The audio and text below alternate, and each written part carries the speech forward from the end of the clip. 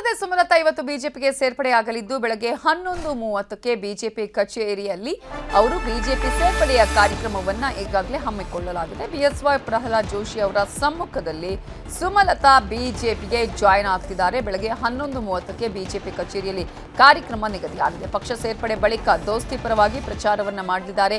ಮೈತ್ರಿ ಸೂತ್ರಕ್ಕಾಗಿ ಈಗಾಗಲೇ ಕ್ಷೇತ್ರ ತ್ಯಾಗವನ್ನ ಮಾಡಿದ್ದೇನೆ ಅನ್ನುವಂತಹ ಮಾತನ್ನ ಕೂಡ ಅವರು ಮೊನ್ನೆ ಹೇಳಿದ್ರು. ಆ ಸಂದರ್ಭದಲ್ಲಿ ನಾನು ಪಕ್ಷೇತರವಾಗಿ ಕಣಕ್ಕಿಳಿಯೋದಿಲ್ಲ ಅನ್ನುವಂತಹ ವಿಚಾರವನ್ನು ಕೂಡ ಸ್ಪಷ್ಟಪಡಿಸಿದ್ದಾರೆ.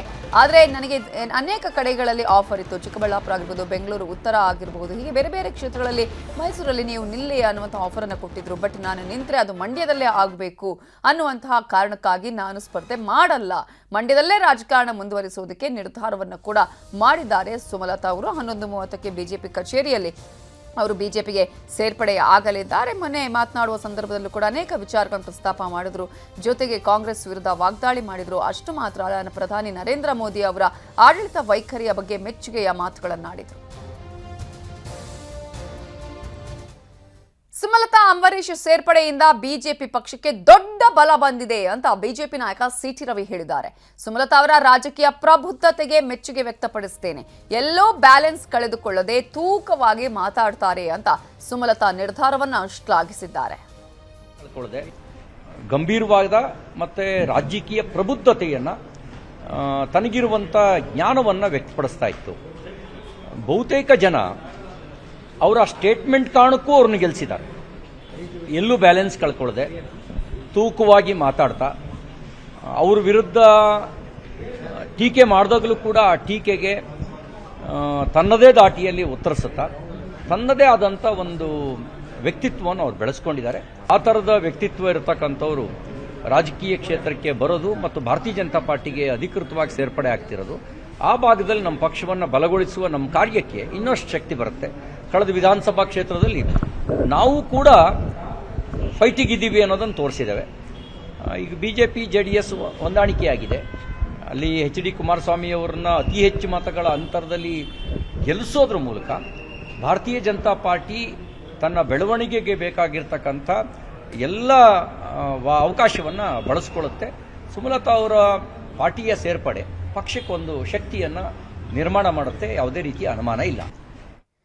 ಇದರ ಬಗ್ಗೆ ಇನ್ನಷ್ಟು ಡೀಟೇಲ್ಸ್ ಅನ್ನ ಕೊಡೋದಕ್ಕೆ ನಮ್ಮ ರಿಪೋರ್ಟರ್ ಕೃಷ್ಣ ಈಗ ನೇರ ಸಂಪರ್ಕದಲ್ಲಿ ಜಾಯಿನ್ ಆಗಿದ್ದಾರೆ. ಕೃಷ್ಣ, ಪಕ್ಷೇತರವಾಗಿ ಕಣಕ್ಕಿಳಿತಾರಾ ಅನ್ನೋದಕ್ಕೆ ಇಲ್ಲ ಅನ್ನುವಂಥ ಉತ್ತರವನ್ನು ಮೊನ್ನೆ ಕೂಡ ಕೊಟ್ಟಿದ್ರು ಸುಮಲತಾ ಅವರು. ಇವತ್ತು ಬಿಜೆಪಿಯನ್ನ ಸೇರ್ಪಡೆ ಆಗ್ತಾ ಇದ್ದಾರೆ. ಬಿಜೆಪಿಗೆ ಇವರ ಈ ಸೇರ್ಪಡೆಯಿಂದ ಎಷ್ಟು ಶಕ್ತಿ ಬರುತ್ತೆ, ಯಾವ ರೀತಿಯ ಲೆಕ್ಕಾಚಾರಗಳನ್ನ ಈಗಾಗಲೇ ಹಾಕಿಕೊಳ್ಳಲಾಗ್ತಾ ಇದೆ? ಹಳೆ ಮೈಸೂರು ಭಾಗದಲ್ಲಿ ಒಂದಷ್ಟು ಶಕ್ತಿ ಇನ್ನಷ್ಟು ಬಿಜೆಪಿಗೆ ಸಿಗುವಂತಹ ಚಾನ್ಸಸ್ ಇದೆಯಾ, ಹೇಗೆ?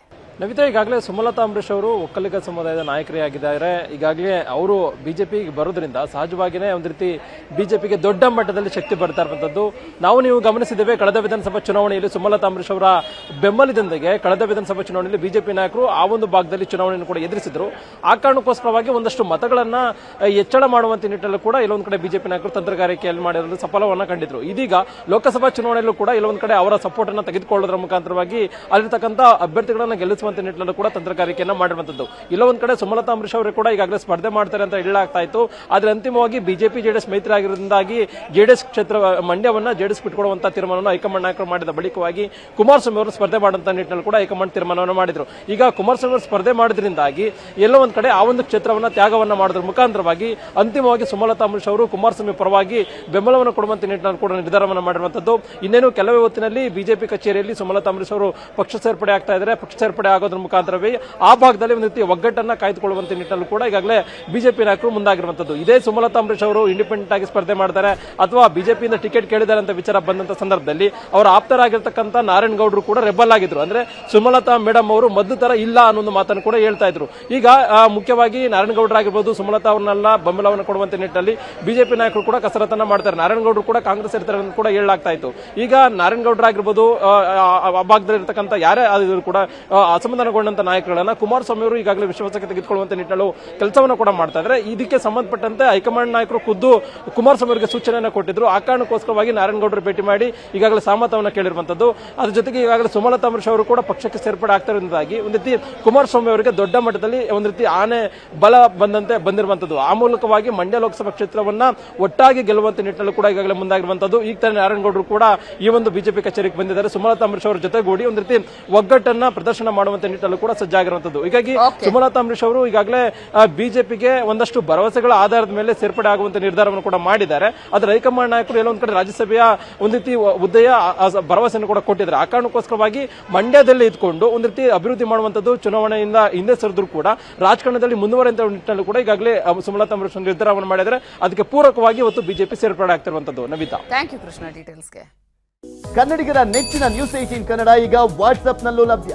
ಕರ್ನಾಟಕ, ದೇಶ ವಿದೇಶಗಳ 360 ಡಿಗ್ರಿ ಸುದ್ದಿಯ ವಿವರಗಳನ್ನ ನಿಮ್ಮ ಕೈ ಬೆರಳುಗಳಲ್ಲೇ ಪಡಿಲಿಕ್ಕೆ ಈ QR ಕೋಡ್ ಅನ್ನ ಸ್ಕ್ಯಾನ್ ಮಾಡಿ ನಮ್ಮ ಚಾನಲ್ ಫಾಲೋ ಮಾಡಿ, ನೋಟಿಫಿಕೇಶನ್ ಆನ್ ಮಾಡಿ.